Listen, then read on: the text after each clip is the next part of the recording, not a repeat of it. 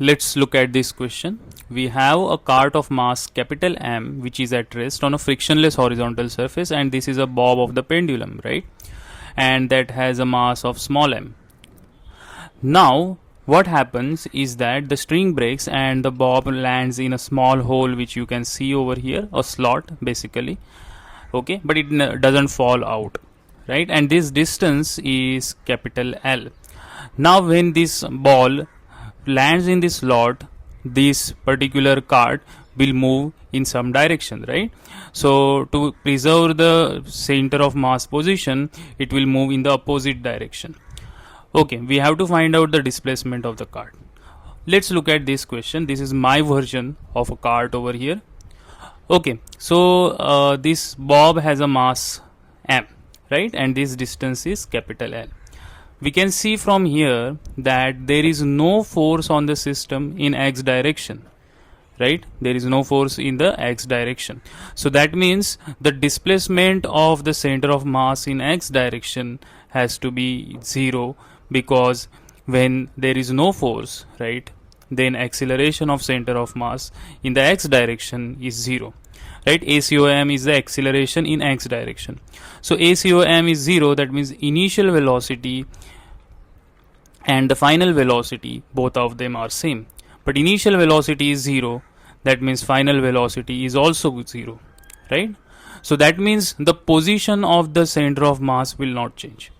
Okay, so now let's assume that this cart has moved in this direction by x amount, right? Okay. So according to my convention, what I will follow is this.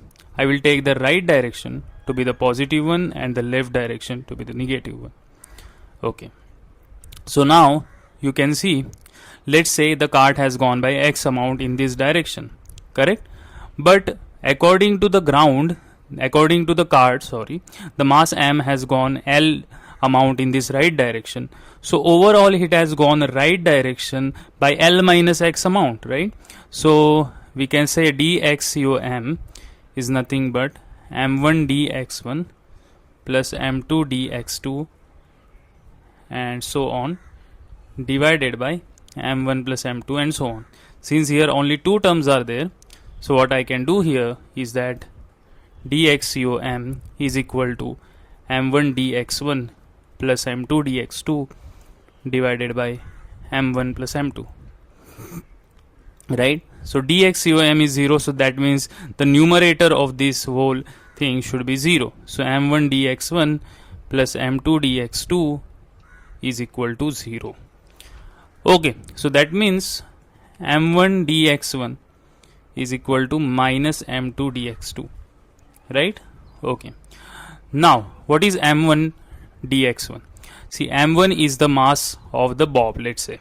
So m1 is the mass of the bob times dx1, the displacement of the bob. See, the displacement of the bob is right direction by L amount, but since the cart has gone in the left direction by x amount, the net displacement is L minus x, as I said now just few seconds earlier, right? And the displacement of the cart is in the left direction, that is minus x.